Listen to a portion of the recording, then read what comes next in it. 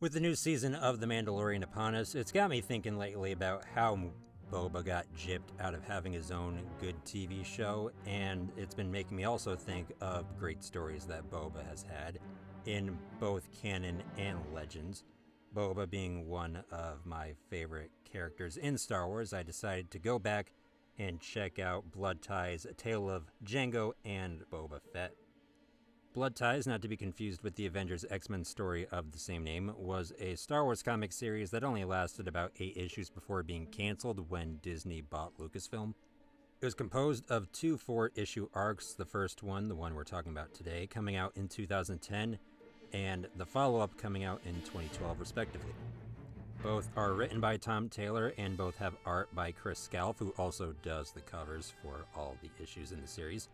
Tom Taylor, of course, being a name many comic readers will know. Taylor has had long runs on Nightwing solo book, wrote the Injustice comics. He's also known for Superior Iron Man, and he has written the Deceased line of comics for DC Comics.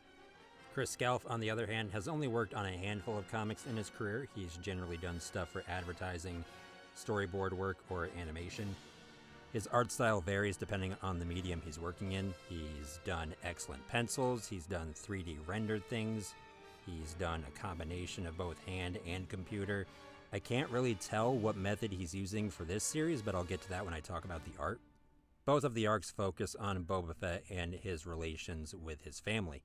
The first one, the one we're talking about, of course, being mostly about Jango Fett and his legacy, and the second one relating to his wife and daughter. Those of you not as much in the know for Legends, Boba Fett did get married and have a kid in between the events of Episode 3 and Episode 4. As I mentioned, this arc is mostly about Boba's connection to Jango and Jango's overall legacy that he leaves as a father. The series wastes no time with that theme by introducing us to the story. We're shown a very young Boba Fett training with Jango, which I enjoy since we don't get to see very much of that in a lot of stories. Usually the way it's told is just through exposition from another character or Boba mentally remembering something that his dad showed him how to do. We don't get to actually see it from a third person perspective. So it was really cool to see that. In this, Jango is getting Boba prepared to take on a creature called Balyeg. The objective of the training is for Boba to just get one of the creature's teeth and present it to his father. This is a way of Jango training Boba to overcome his fear, because there are moments when you won't have time to be scared. You have faced the most terrifying thing in the galaxy now. No matter how long you live, no matter what you come up against, you know the most fearful thing you ever faced will be behind you. After this, the main plot really starts to get going when Count Dooku offers Jango a contract to take out a man who knows too much about the cloning operation on Kamino to be left alive. A small detail that I like about this scene is Dooku tries to get Boba out of the conversation, but Jango demands that anything Dooku tell Jango, he can tell to Boba. And I just like that little tidbit because it shows the type of father that Jango was to Boba. At the time of the hiring, Jango and Boba aren't told about the identity of the person they are tracking. Dooku claims that the man wears a mask all the time to prevent this, and that he doesn't know himself. Obviously, this being Dooku, you know he cannot be trusted. Jango ends up letting Boba assist him on the mission, and it is revealed that the man they are hunting is a clone that went AWOL. When the identity is revealed, though, Boba is not aware of the incident. There is a brief pause where the clone questions Jango's ability to kill someone with his own face. The clone admits that he himself could not do it, but Jango follows through and tells the now dead clone that you are not me. Again, it's a very small detail, but I do enjoy the way the dialogue is presented, that it shows that just because there are thousands of clones walking around there with Jango's face, his voice, the way he thinks, and other traits that he has, Jango does make it a point that all these clones are not Jango Fett. You cannot top the original. After this, though, we do find out that this clone is very similar to Cut from the Clone Wars. He has a wife, and at this point he has a very young child. Not expecting this, Jango is caught very off guard, but proceeds to leave the situation as if nothing happens. The most he tells Boba about the whole situation is that it's a business, and it can be nasty sometimes, but don't make business personal.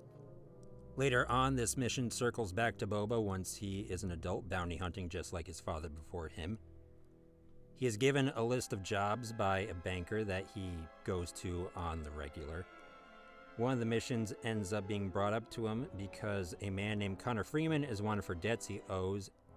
Boba takes the job even though it's far below his pay grade, just because he's very interested in the connection that this man supposedly had to his father.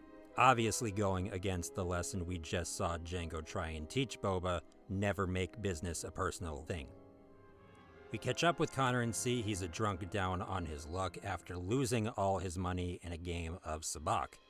Connor hoped to invest the inheritance that he had from who he thought was his father and try and make the most out of what his father left him, and he did. He won the game of sabacc. But unfortunately for him, he was accused of cheating, and he lost all his money, and now he's on the run.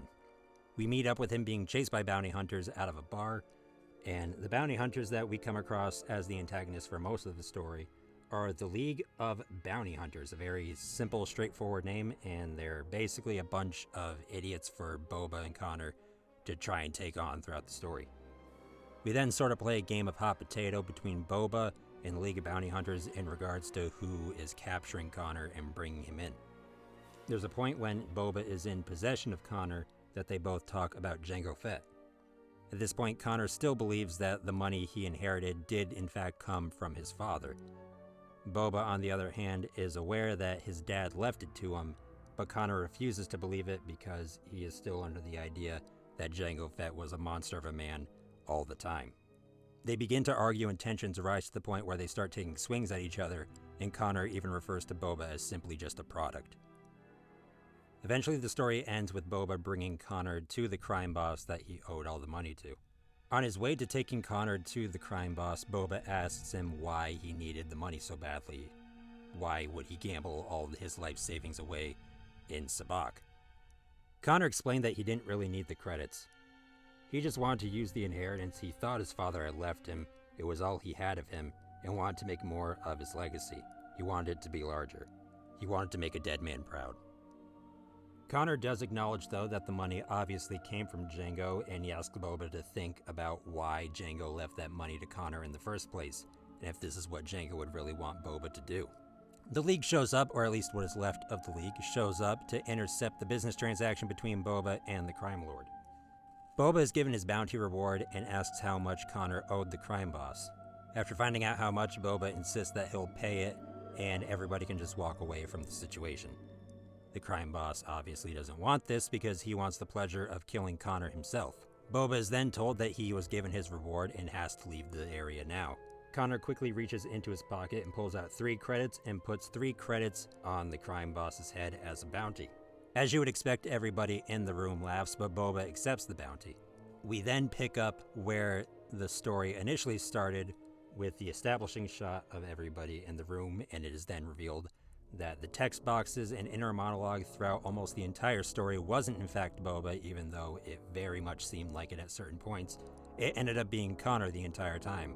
And I really like the twist, because up until this point, you could read it as Boba's internal monologue, and it works perfectly fine. It's very convincing at its job. But also, if you look at it from Connor's perspective, it makes perfect sense as well. And the line of dialogue that reveals it was Connor's monologue the whole time is really cool. They proceed to have a big action romp where Connor and Boba take out all the thugs and bounty hunters in the area, and also a rancor that was kept in the dungeon room that they were sitting in. And a nice detail that I enjoyed was, as soon as the fighting is all done, you think they're going to have some sort of a moment, and they absolutely don't. Boba just asked for the 3 credits that he's owed.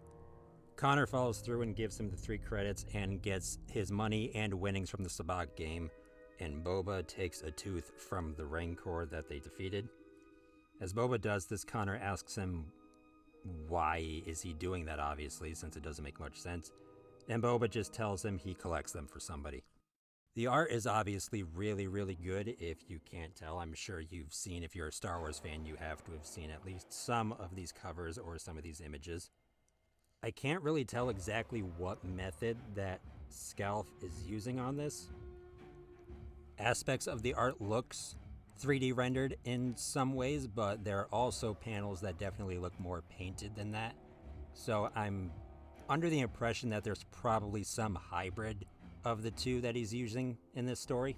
A lot of the way it's presented reminds me of Granov's art in Iron Man Extremis by Warren Ellis. There are some panels in this, and especially some of the covers, that I would really like to have just as posters. Bloodties, Jango, and Boba Fett is a very quick read overall. You can read this in probably a half hour, if that. It is only 4 issues, as I mentioned. But there is a lot of character stuff packed into just 4 issues for both Jango and Boba Fett. Obviously, Boba is the main character, so there's a lot of stuff focusing on him. But you can also glean a lot of details about the type of man Jango was and the relationship that Jango and Boba had in the very limited pages that there are here to see.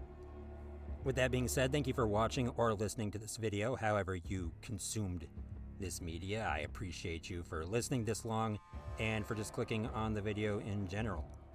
Don't forget to like, subscribe if you want to check out more videos. I got some other Star Wars stuff. I got plenty of clone things already made, and obviously I intend on making some more in the future.